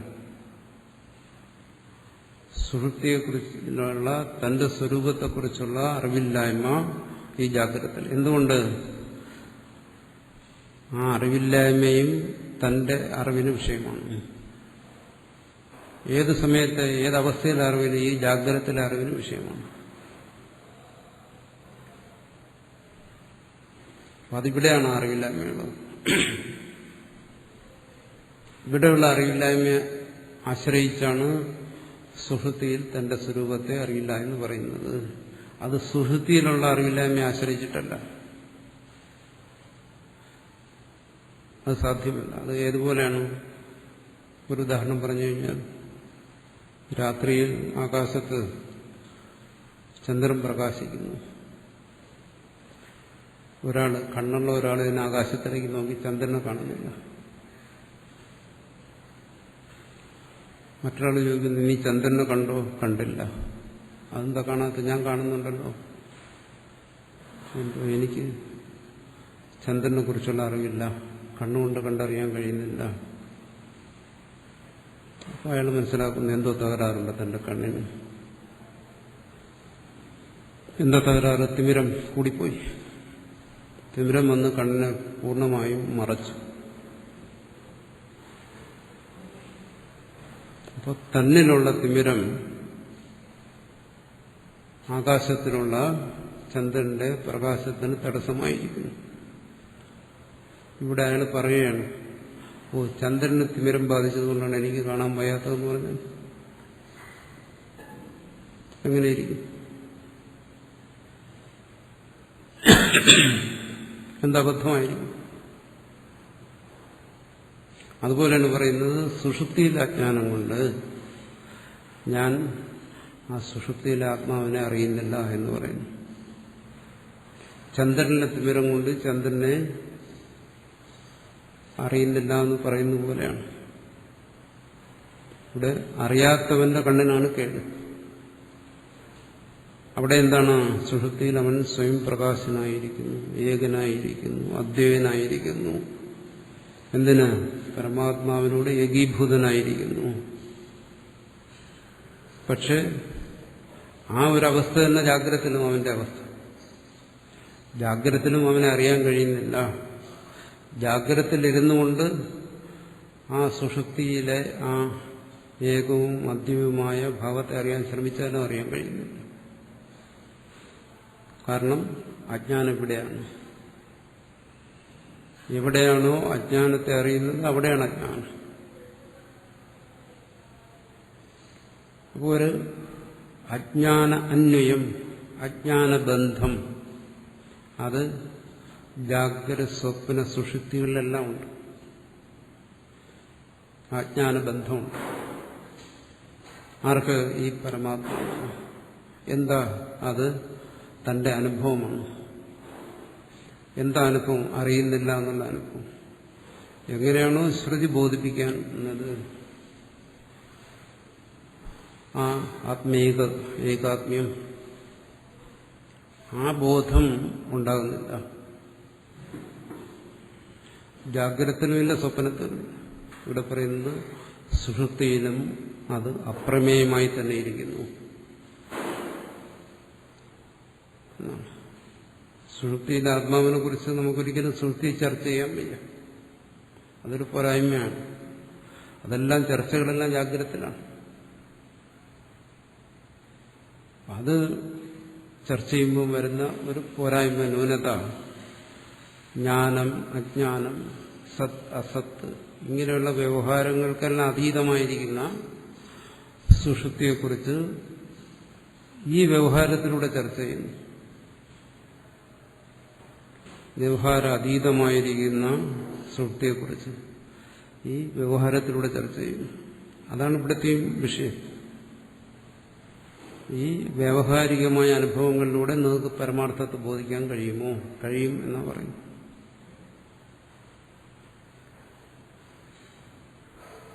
അതാണ് ഇവിടുത്തെ സമാധാനം. വാസ്തവത്തിൽ ഇപ്പോ ഇതെല്ലാം തടസ്സം നിൽക്കുന്നു. ജാഗ്രതത്തിലെ ആത്മാവിനെ കുറിച്ച് ചിന്തിച്ചാൽ പിടികിട്ടുന്നില്ല. സ്വപ്നത്തിലെ പരമാർത്ഥത്തെക്കുറിച്ച് ചിന്തിച്ചാൽ അവിടെയെല്ലാം അത് പരമാർത്ഥമാണ്, കഴിയുന്നില്ല. സദസ്, ജ്ഞാനാജ്ഞാനം, വ്യവഹാരങ്ങളുള്ള ഈ രണ്ട് തരത്തിലും, ഈ വ്യവഹാരങ്ങളുള്ള ഈ രണ്ട് തരത്തിലും അതിനെ പിടികിട്ടുന്നില്ല. സുഷുപ്തിയെക്കുറിച്ച് ചിന്തിച്ചാലോ അവിടെ ഈ വ്യവഹാരം പോലുമില്ല. സുഷുപ്തിയിൽ എന്തെങ്കിലും ഒരു വ്യവഹാരമുണ്ടായാൽ, സുഷുപ്തിയിൽ ഒരു ജ്ഞാനത്തിന്റെ സ്ഫുരണമുണ്ടായാൽ ഉടനത് ജാഗ്രതാവും, അല്ലെങ്കിൽ അതുടൻ സ്വപ്നമാകും. അതാണ് അതിന്റെ ലക്ഷണം. ജാഗ്രത സ്വപ്നങ്ങളുടെ അടയാളം അതാണ്. എന്താണ്? ബോധം പ്രകാശിക്കുക. നമ്മൾക്ക് അനുഭവപ്പെടുന്ന ജാഗ്രതത്തിലിരുന്നു കൊണ്ട് സങ്കല്പിച്ചാൽ അനുഭവപ്പെടുന്ന അയരളിലൊരു വെളിച്ചം, ഒരു സ്ഫുരണം, അത് പ്രകടമാകുന്നതാണ് ജാഗ്രത അല്ലെങ്കിൽ സ്വപ്നം. അങ്ങനെ ഒരു വെളിച്ചമില്ലാതിരുന്നാൽ അങ്ങനെ നമുക്ക് സങ്കല്പിക്കാൻ പറ്റും സൃഷ്ടിയെക്കുറിച്ച്. കേവലമായ അവസ്ഥയിൽ, യാതൊരു സ്ഫുരണവും ഇല്ലാതിരിക്കുന്ന അവസ്ഥയിൽ ഒന്നിനെക്കുറിച്ചുള്ള അവിടെ അറിവോ അറിവില്ലായ്മയോ ഇല്ല. അതാണ് പറഞ്ഞു വരുന്നത്. അറിവെന്തുകൊണ്ടില്ല? കാരണം അവിടെ ഒന്നിനെ അറിയുന്നില്ല. അറിവില്ലായ്മ എന്തുകൊണ്ടില്ല? അറിവില്ലായ്മയെക്കുറിച്ചുള്ള അറിവില്ല. അറിവില്ലായ്മയെക്കുറിച്ച് അറിഞ്ഞാൽ അത് ജാഗ്രത ആകും. നമുക്ക് അറിവില്ലായ്മ ഉണ്ടായാൽ നമുക്കറിയാൻ കഴിയും, എനിക്ക് അതിനെക്കുറിച്ച് അറിയില്ല, മറ്റൊന്നിനെക്കുറിച്ച് അറിയില്ല. അത് ജാഗ്രത അല്ലെങ്കിൽ സ്വപ്നമാകും. സുഷുപ്തിയിൽ അറിവില്ലായ്മയെക്കുറിച്ച് അറിവില്ല. അതുകൊണ്ടവിടെ അറിവില്ലായ്മയില്ല. സുഷുപ്തിയിൽ അറിവിനെക്കുറിച്ച് അല്ലെങ്കിൽ അറിവിന്റെ വിഷയങ്ങളെക്കുറിച്ച് ബോധമില്ല. അതുകൊണ്ട് അവിടെ അറിവുമില്ല. അതാണ് എന്നും പറഞ്ഞ് സത് അസത്, ജ്ഞാനാജ്ഞാനം, ഇത്തരം വ്യവഹാരങ്ങൾക്കെല്ലാം അതീതം, വ്യവഹാരാതീതമായ അവസ്ഥയാണ്. എന്നാൽ ജാഗ്രതയിലിരുന്നുകൊണ്ട് അതിനെ ഗ്രഹിക്കാൻ ശ്രമിച്ചാൽ, ആ വ്യവഹാരാതീതമായ അവസ്ഥയെക്കുറിച്ച് ചിന്തിക്കാൻ ശ്രമിച്ചാൽ ഉടനെ അജ്ഞാനം തടസ്സം നിൽക്കും.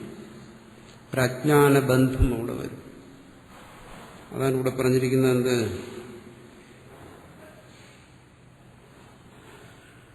തമോന്വയ, ഒരു തമോ ബന്ധം അതിവിടെ നമ്മൾ അനുഭവിക്കുന്നുണ്ട്.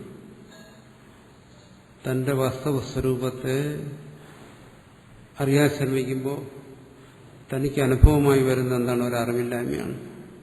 ഇല്ല, ഞാനതിനെ അറിയുന്നില്ല, എനിക്കതിനെ അറിയാൻ കഴിയുന്നില്ല. അറിവിന്റെ ഇല്ലായ്മ അതാണ്. അത് ഏതവസ്ഥയിലുള്ള പരമാർത്ഥത്തെക്കുറിച്ച് ചിന്തിക്കാൻ ശ്രമിച്ചാലും ഈ അറിവില്ലായ്മ അവിടെ പ്രത്യക്ഷപ്പെടും.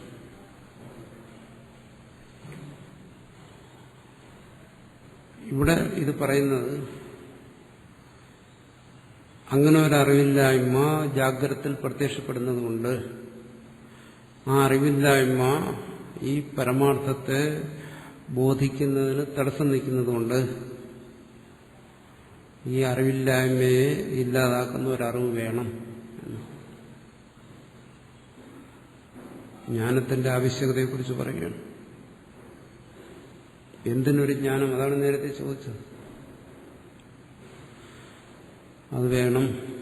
കാരണം അത് ജാഗ്രത സ്വപ്ന സുഷുപ്തികളിൽ ഉള്ള ഐകാത്മ്യം, തുരീയ സ്ഥിതി, അത് ജാഗ്രത സ്വപ്ന സുഷുപ്തികളിൽ ഒരു മാറ്റവുമില്ലാതിരിക്കുന്നുണ്ടെങ്കിലും സദാ ഈ അറിവില്ലായ്മയെക്കുറിച്ചുള്ള അനുഭവം അത് ഈ ജാഗ്രതത്തിൽ തന്നോടൊപ്പമുണ്ട്. ഇത് മാറും. വളരെ വ്യക്തമായും സൂക്ഷ്മമായും മനസ്സിലാക്കേണ്ട കാര്യമാണ്. അതിന് അറിവ് എവിടെ വരണം? ജാഗ്രതത്തിൽ. ജാഗ്രതത്തിൽ അറിവ് വന്നാൽ എവിടെയുള്ള അറിവില്ലായ്മ പോകും? സുഷുപ്തിയിലല്ല, ഈ ജാഗ്രതത്തിലെ.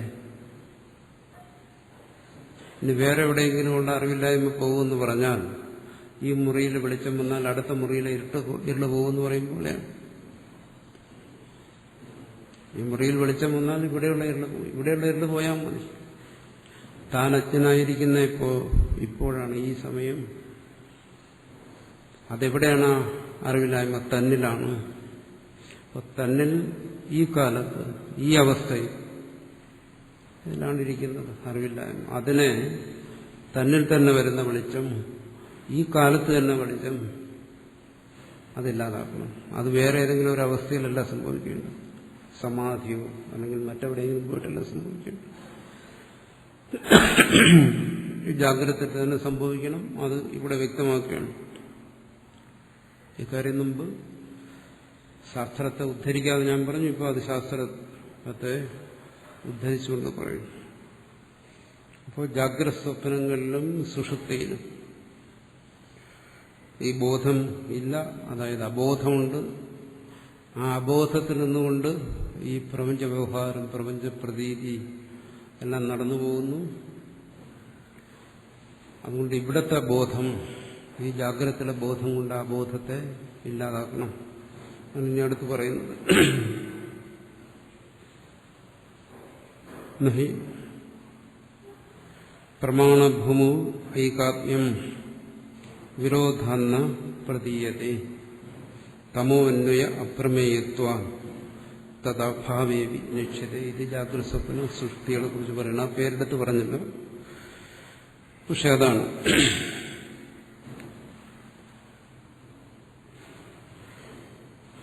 ഇപ്പൊ സുഷുപ്തിയിൽ അജ്ഞാന പ്രതിബന്ധമുണ്ട്, സുഷുപ്തിയിൽ അജ്ഞാനമുണ്ട് എന്നെല്ലാം പറയുമ്പോൾ അതിനെ നിഷേധിക്കുകയല്ല ചെയ്യുന്നത്, അതിനെ എങ്ങനെ മനസ്സിലാക്കണമെന്ന് വിശദീകരിക്കുകയാണ്. സുഷുപ്തിയിൽ എന്തിനെങ്കിലും സമർത്ഥിച്ചിട്ടോ നിഷേധിച്ചിട്ടോ കാര്യമില്ല. സുഷുപ്തിയിൽ ഒന്ന് നമുക്കറിയാം എന്താണ്, അവിടെ തന്റെ അസ്തിത്വത്തെ നിഷേധിക്കാൻ വയ്യ. എന്തുകൊണ്ട്? ഉറങ്ങിയത് ഞാൻ തന്നെയാണ്. അതിനപ്പുറം ഏതെങ്കിലും ഒന്നിനവിടെ ഉണ്ടെന്നോ ഇല്ലെന്നോ പറയുന്നതിന് യാതൊരു അർത്ഥമില്ല. എന്തുകൊണ്ട്? വ്യവഹാരാതീതമായൊരു തലത്തെക്കുറിച്ച് ഉണ്ടെന്നോ ഇല്ലെന്നോ വാഗ്വാദം നടത്തിയിട്ട് എന്താ അർത്ഥം? അതുകൊണ്ട് അവിടുത്തെ തമസ് എന്ന് പറയുമ്പോൾ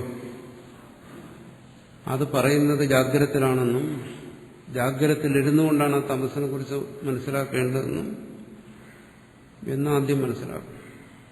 അപ്പം അതെങ്ങനെ ആ തമസ് സുഷുപ്തിയുമായി ബന്ധപ്പെടുന്നു, ആ തമ അന്വയം എങ്ങനെ വരുന്നു എന്നുള്ളത് മനസ്സിലാക്കണം. അതിനു വേണ്ടിയിട്ടാണ് ഇത് വിശദീകരിച്ചത്. നഹി വസ്തു ആത്മനൈവ ആത്മമോഹാദ്യുച്ചിത്തയെ ക്വചിത് പ്രമാണനിരപേക്ഷം സൻ വസ്തുവനം സ്വപ്രസിദ്ധയെ. ജ്ഞാനത്തിന്റെ ആവശ്യകതയെക്കുറിച്ച് പറയുകയാണ്. അതായത് പശുവിനെ നഷ്ടപ്പെട്ടു, കാൽപ്പാട് കണ്ടു. അവിടെ നഷ്ടപ്പെട്ടു കഴിഞ്ഞ സ്ഥിതിക്ക് അതിനെ കണ്ടെത്തണമെങ്കിൽ, അതിനെ പ്രത്യക്ഷമാക്കണമെങ്കിൽ അതിനൊരു അന്വേഷണവും ഒരറിവും ആവശ്യമാണ്. ആ അന്വേഷണത്തിന്റെ ആരംഭം എവിടെ നിന്ന്? ആ കാൽപ്പാടിൽ നിന്ന്, അല്ലെങ്കിൽ ആ കാൽപ്പാടിനെ കുറിച്ചുള്ള അറിവിൽ നിന്ന്. അങ്ങനെ അന്വേഷിച്ചു പോയി, നടന്നു, അവസാനം അതിനെ സാക്ഷാത്കരിക്കുന്നു. പശു, ഇതാണ് പശു. ഈ അടയാളമില്ല, അതിനെക്കുറിച്ചൊരു അറിവും ഉണ്ടായില്ല. അവിടെ പശു കാട്ടിലെവിടെയെങ്കിലും നിന്നിട്ട് തനിക്ക് എന്തെങ്കിലും പ്രയോജനം ഉണ്ടായോ? തനിക്കതിന്റെ പ്രത്യക്ഷം ഉണ്ടായോ? ഉണ്ടായില്ല. അതുപോലെ ഇവിടെ പറയുന്നു, നഹി വസ്തു ആത്മനൈവ ആത്മമോഹാദി ഉച്ചിത്തയെ ക്വചിത്. പരമാത്മാവ്, പരമാർത്ഥ വസ്തു, അല്ലെങ്കിൽ ജാഗ്രത സ്വപ്ന സുഷുപ്തികളിൽ ഏകരൂപനായിരിക്കുന്ന ആ തുര്യൻ അതെങ്ങനെ സ്വപ്രകാശരൂപനായി, ഏകനായി, പരമാത്മാവായി പ്രകാശിച്ചിട്ട് തനിക്ക് യാതൊരു ഗുണവുമില്ല. ഈ ജീവൻ അതുകൊണ്ട് യാതൊരു പ്രയോജനവുമില്ല. ആ തുര്യനായി നിത്യമുക്തനായി പ്രകാശിച്ചുകൊണ്ടേയിരിക്കുന്നു. ഈ ജീവൻ സ്വയം തന്നെ ബന്ധനസ്ഥനായി അറിയുകയും ചെയ്യുന്നു. ഇതാണ് ഇവിടുത്തെ പ്രശ്നം. നിത്യമുക്തൻ സ്വയം ബന്ധനത്തെ അനുഭവിക്കുക. ആ നിത്യമുക്തി ഈ ബന്ധത്തെ മാറ്റുന്നില്ല. ആ നിത്യമുക്തിക്കും തന്റെ സ്വരൂപമായിരിക്കുന്ന നിത്യമുക്തിക്കും ഈ ബന്ധനത്തിനും ഇടയ്ക്ക് മറ്റൊന്ന് കയറി വരണം. അതിനാണ് ജ്ഞാനമെന്ന് പറയുന്നത്.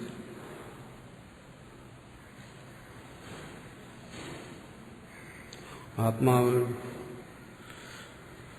അപ്രമേയമാണ്, ജ്ഞാനത്തിന് വിഷയമില്ല, അതിനെങ്ങനെ ജ്ഞാനം ഉണ്ടാകും, ഇത്തരം കാര്യങ്ങളൊക്കെ നമ്മൾ മറ്റു സന്ദർഭത്തിൽ ചർച്ച ചെയ്തിട്ടുണ്ട്. അതിവിടെ കൊണ്ടൊന്ന് കൂട്ടിക്കുറയ്ക്കരുത്. ഇവിടെ പറയുന്നത് എന്താണ്? വസ്തു ആത്മന, ആ വസ്തുസ്വരൂപത്തിൽ, ആ പരമാർത്ഥ സ്വരൂപത്തിൽ ആത്മമോഹാദ്യുച്യത്തെ, ഈ ആത്മമോഹം, നേരത്തെ പറഞ്ഞുള്ള അബോധം, അത് ഇല്ലാതാകുന്നില്ല. അതവിടെയുണ്ട്. താൻ തുരീയ ബോധസ്വരൂപനായിരുന്നിട്ടും ഞാൻ അജ്ഞനായ ജീവനായിരിക്കുന്നു, ഇതാ പറയുന്നത്. അത് എന്തുകൊണ്ടങ്ങനെ സംഭവിച്ചു എന്ന് ചോദിച്ച സമയം കളയേണ്ട കാര്യമില്ല.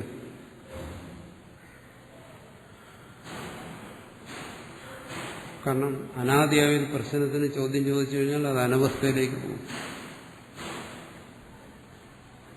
ഓരോ സമാധാനവും നൂറുകണക്കിന് ചോദ്യങ്ങൾക്ക് കാരണമായി തീരും.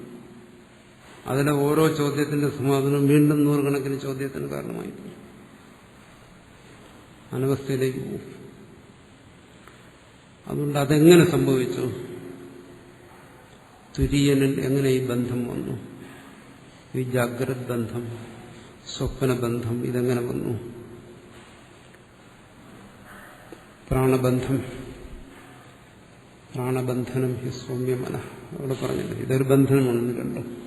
ഇതെങ്ങനെ സംഭവിക്കാം? എങ്ങനെയോ സംഭവിച്ചോട്ടെ, ഇത് അനുഭവമാണ്. ഞാൻ അജ്ഞനാണ്. ശ്രുതി പറയുന്നു നീ പരമാർത്ഥ വസ്തുവാണ്, ഞാൻ അനുഭവിക്കുന്നു, ഞാൻ അജ്ഞനാണ്. അപ്പോൾ ആ പരമാർത്ഥ വസ്തുവായിരിക്കുന്ന ഞാൻ, ആ പരമാർത്ഥ വസ്തു എന്തുകൊണ്ട് ഈ അജ്ഞാനത്തെ മാറ്റുന്നില്ല? എന്നിട്ടത് പരമാർത്ഥ വസ്തുവായി ശോഭിക്കുന്നില്ല, അത് സംഭവിക്കുന്നില്ല. പറയുന്നു എന്താണ്?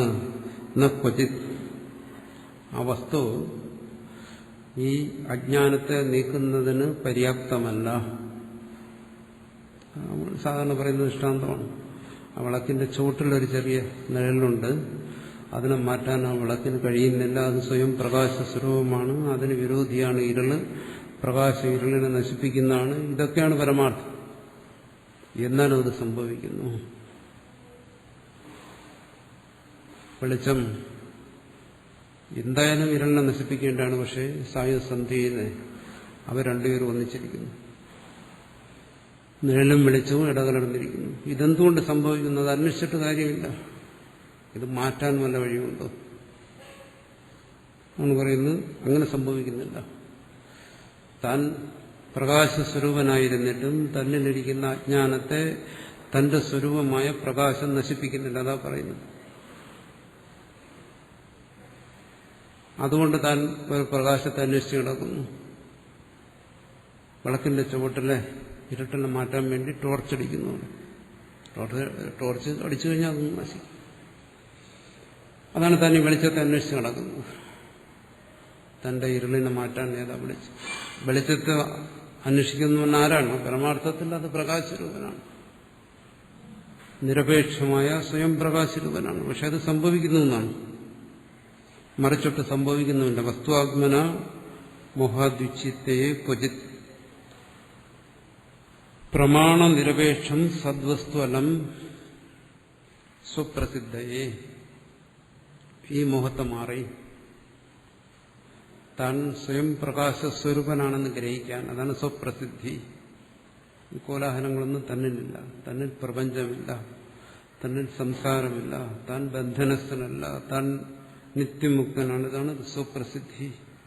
ഇതിന് ഈ സദ്വസ്തു അലം, ഈ സ്വയം പ്രകാശനായിരിക്കുന്ന ഈ ആത്മാവിൽ ശേഷിയില്ല. അതുപോരാ എന്നർത്ഥം. സ്വയം പ്രകാശനായിരുന്നിട്ടും അത് പോരാത്തത്. പിന്നെ എന്ത് വേണം അവിടെ?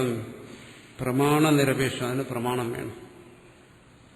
പ്രമാണത്തെ ആശ്രയിക്കാതെ അത് സംഭവിക്കുന്നില്ല. ടോർച്ചടിക്കാതെ ഇരുള് പോകുന്നില്ല. അതുപോലെ തന്നിൽ തന്നെ ഇരിക്കുന്ന അറിവില്ലായ്മ, അതാണ് നേരത്തെ നമ്മൾ ചർച്ച ചെയ്തത്. നീ അറിയുന്നുണ്ടോ? ഞാൻ അറിയുന്നില്ല. നിന്റെ സ്വരൂപത്തെ അറിയാമോ? അറിവില്ല. തന്നിൽ തന്നെയാണ് ഇരിക്കുന്ന അറിവില്ലായ്മ. ഈ അറിവില്ലായ്മയെ മാറ്റുന്നതിന് തന്റെ സ്വരൂപത്തിന് ശേഷിയില്ല. തന്റെ സ്വരൂപം പ്രകാശരൂപമാണെങ്കിലും ജ്ഞാനസ്വരൂപമാണെങ്കിലും ആ ജ്ഞാനസ്വരൂപമായിരിക്കുന്ന തനിക്ക് തന്നെ ആശ്രയിച്ചിരിക്കുന്ന അത് സ്വാനുഭവമാണ്. അജ്ഞാനത്തിന് സ്വാനുഭവമല്ലാതെ മറ്റൊന്നും പ്രമാണമല്ല. മറ്റാരെങ്കിലും പറഞ്ഞു തന്നിട്ടല്ല അറിയുന്നത് താൻ അജ്ഞനാണ്. നിമിഷമുള്ള തന്റെ അനുഭവമാണ് ഞാൻ അജ്ഞനാണ്. അത് പ്രമാണനിരപേക്ഷം. എന്താണ് പ്രമാണം? ശ്രുതി അല്ലെങ്കിൽ ശ്രുതിജന്യ ജ്ഞാനം. ആ ജ്ഞാനം കൂടാതെ സദ്വസ്തുനം, ഈ അപരോക്ഷ വസ്തുവിന് ശേഷിയില്ല. അത് പോരാ. സുപ്രസിദ്ധയെ തന്റെ സാക്ഷാത്കാരം എന്ന് പറയുന്നതാണ്. ആണ് ആത്മസാക്ഷാത്കാരം എന്ന് പറയുന്നത്. ആത്മാവ് സ്വയം സാക്ഷാത്കാര രൂപമാണെങ്കിലും ആത്മസാക്ഷാത്കാരത്തെക്കുറിച്ച് പറയും. അത് പറയേണ്ടി വരുന്നു. ആത്മാവ് സ്വയം സാക്ഷാത്കാര രൂപമാണ്, അപരോക്ഷമായിരിക്കുന്നു. പിന്നെന്താ ആത്മസാക്ഷാത്കാരം? അങ്ങനെ ഒന്ന് വേണം. പ്രമാണജന്യമായ അനുഭവം. അതുകൊണ്ടാണ് ഭാഷ്യകാരൻ പറയുന്ന അനുഭവ അവസാനത്വാ. ഈ പ്രശ്നങ്ങളുടെ എല്ലാം പരിഹാരം സ്വാനുഭവത്തിലാണ് അവസാനിക്കുന്നത്. അതാണ് ബ്രഹ്മവിദ്യ, ആത്മവിദ്യ, സ്വരൂപജ്ഞാനം. അത് പ്രമാണജന്യമാണ് എന്ന് പറയുന്നതാണ്. അങ്ങനെ ഒരു ജ്ഞാനം വേണം. അങ്ങനെ ഒരു ജ്ഞാനത്തെ അംഗീകരിച്ചില്ലെങ്കിലോ സംസാര അനവതാരസ്യ മാനവൈഫല്യമേവച ഇത്യേതീഹ ചോദ്യസ്യ പരിഹാരായ ചോത്തരം. ഇവിടെ ഒരു പശുവിന്റെ കാൽപ്പാടും അതിലൂടെ കണ്ടെത്തുന്ന ഒരു പശുവിനെ കുറിച്ച് ഒരു കഥ പോലെ പറഞ്ഞെങ്കിലും ഇത് അദ്വൈതത്തിൽ വളരെ വളരെ പ്രധാനപ്പെട്ട ഒരു വിഷയമാണ് ഇവിടെ ചർച്ച ചെയ്യുന്നത്. ഈ ശ്രൗതജ്ഞാനത്തെ നിങ്ങൾ സ്വീകരിച്ചില്ലെങ്കിൽ, തത്വമസി എന്ന് പറയുന്ന ഒരു ജ്ഞാനത്തെ നിങ്ങൾ സ്വീകരിച്ചില്ലെങ്കിൽ, അങ്ങനെ ഒരു ജ്ഞാനമേ ആവശ്യമില്ല എന്നാണ് നിങ്ങൾ പറയുന്നതെങ്കിൽ, പറയുന്ന സംസാര അനവതാരസ്യ, ഇവിടെ സംസാരമേ ഉണ്ടാകത്തില്ലായിരുന്നു. എന്തുകൊണ്ട്? താൻ ആ ഏകനായ ആത്മാവാണ്. ആത്മാവിൽ സംസാരമില്ല. ഇവിടെ അജ്ഞാനം ഉള്ളതുകൊണ്ടാണ് സംസാരം ഉണ്ടായത്. സംസാരം പ്രതീതമാകുന്നത്. ഈ അജ്ഞാനത്തെ നശിപ്പിക്കുന്ന ഒരു ജ്ഞാനം അതുകൊണ്ടാണ് വേണ്ടി വരുന്നത്.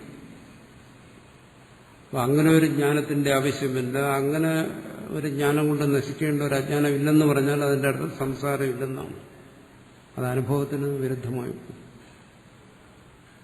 അജ്ഞാനം, അജ്ഞാനകാര്യമായിരിക്കുന്ന സംസാരം ഓരോ ജീവനും അനുഭവിക്കുകയാണ്. ആ അനുഭവമാണ് അവനെ പ്രേരിപ്പിക്കുന്നത്. എന്താണ് സത്യം അറിയാൻ. അതുകൊണ്ട് അനുഭവസിദ്ധമായ അജ്ഞാനത്തെ അംഗീകരിക്കണം. ആ അജ്ഞാനത്തെ നശിപ്പിക്കുന്ന തത്വജ്ഞാനത്തെ അന്വേഷിക്കേണ്ടി വരും. അത് രണ്ടും വേണം. അത് രണ്ടും സിദ്ധമാണ്. അപ്പോൾ ആ ജ്ഞാനം കൊണ്ട് അജ്ഞാനം നശിക്കുന്നു, സംസാരമില്ലാതാകുന്നു. ഇത് അംഗീകരിച്ചില്ലെങ്കിൽ ഇവിടെ സംസാരമില്ല എന്ന് പറയേണ്ടി വരും. അത് അനുഭവവിരുദ്ധമായ കാര്യമാണ്. സംസാര അനവതാരസ്യ, സംസാരത്തിന്റെ ഇല്ലായ്മ അത് വരും. മാനവൈഫല്യമേവച്ച, പ്രമാണം നിഷ്ഫലമാകും. ഈ ജ്ഞാനവും ആവശ്യമില്ല എന്ന് വരും. സംസാരമില്ലെങ്കിൽ പിന്നെ എന്തിനും ജ്ഞാനം? അജ്ഞാനമില്ലെങ്കിൽ പിന്നെ എന്തിനും അജ്ഞാനത്തിന്റെ ആവശ്യം? ഇത്യേതസ്യ ചോദ്യസ്യ പരിഹാരായ ഉത്തരം. ഈ ചോദ്യങ്ങളുടെ എല്ലാ സമാധാനമായിട്ടാണ് ഇവിടെ ഈ കാര്യം പറഞ്ഞിരിക്കുന്നത്. എന്ന് വെച്ചാൽ ഇവിടെ ഭാഷ്യകാരൻ ഒരു വരി പറഞ്ഞ കാര്യത്തിൽ വളരെ ഗഹനമായ ആശയം ഒളിഞ്ഞിരിപ്പുണ്ടെന്നാണ് വാർത്തികാരൻ പറയുന്നത്. യഥാ ഗവാത്മന സാക്ഷാ ഗാംബിന്ദേ ഗോപദാനകഃ, ഗോപദത്തെ പിന്തുടരുന്നവൻ, ആ കാലടിപ്പാട്, അടയാളം അതിനെ കണ്ട്, അല്ലെങ്കിൽ അതിനെ തുടർന്നു വന്ന ജ്ഞാനം അതിനെ തുടർന്ന് അന്വേഷിച്ചു പോകുന്നവൻ, സാക്ഷാത് ഗാം വിന്ദേ, ഇവിടെ അടുത്ത് പറയുന്നു ആത്മാവ് ആത്മലാഭം ഉണ്ടാകുന്നു. അതുപോലെ അവനെന്ത് ചെയ്യുന്നു? ആ പ്രത്യക്ഷമായി തന്നെ ആ പശുവിനെ അവൻ കാണുന്നു. അതിനെ കണ്ടിട്ടില്ല അതിന്റെ പിന്നാലെ പോയത്. അതിനെ കാണാതെ ചില അടയാളങ്ങൾ കണ്ടിട്ട്, ഒരു കുറ്റാന്വേഷകനെ പോലെ ചെറിയ ചില അടയാളങ്ങൾ കണ്ടിട്ട് എന്താണ് സത്യം അയാൾ വെളിച്ചത്തോണ്ട് വരുന്നു. അതുപോലെ ഇവിടെ ചെറിയ ചില അടയാളങ്ങൾ കണ്ടിട്ട് അതിനെ പ്രത്യക്ഷമായി ഗ്രഹിക്കുന്നു. അതുപോലെ പ്രത്യക് ചൈതന്യസൃത്യവും വിന്ദേ തത് പരമം പദം. ശ്രുതി എന്താണ് ആദ്യം പറയുന്നത്? ത്വം, നീ തന്നെ അഭിസംബോധന ചെയ്യാണ്. നീ ആ പരമാർത്ഥ വസ്തുവാണോ നിങ്ങൾ പറയുന്നു. പ്രത്യക് ചൈതന്യസൃതി, ആദ്യം തന്റെ ഉള്ളിലിരിക്കുന്ന ആ ബോധം, പ്രത്യക് ചൈതന്യം, ആ മാർഗത്തിലൂടെ അവനെ പരമാത്മാവിലെത്തിക്കുകയാണ്. എന്താ ആ വഴിക്ക് തന്നെ പോകേണ്ടി വരുന്നത്? കാരണം തന്നിലാണ് തന്റെ സ്വരൂപത്തെ മറയ്ക്കുന്ന അറിവില്ലായ്മ, തന്നെ ആശ്രയിച്ചാണ്. അതുകൊണ്ടാണ് പറയുന്നത് ഞാൻ അറിയുന്നില്ല. അതുകൊണ്ട് ആ പരമാർത്ഥത്തിൽ എത്തിച്ചേരാൻ തന്നിലൂടെ തന്നെ കടന്നു പോകണം. ആ വഴി മാർഗം പ്രത്യക് ചൈതന്യമാണ്. ശ്രുതി ശ്രുതവും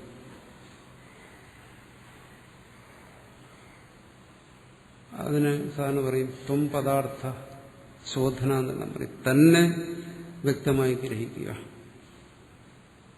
താനെന്ന് എന്തിനാണോ ഇപ്പോൾ ധരിച്ചിരിക്കുന്നത്, അഹന്തയുടെ താതാത്മ്യം വന്നിരിക്കുന്ന ഈ ശരീര താതാത്മ്യം വന്ന ശരീരധർമ്മങ്ങൾ, സ്ത്രീ പുംഭാവങ്ങൾ, ഇതിനെ ശോധന ചെയ്ത് പരിശുദ്ധമാക്കി വിവേകം ചെയ്ത്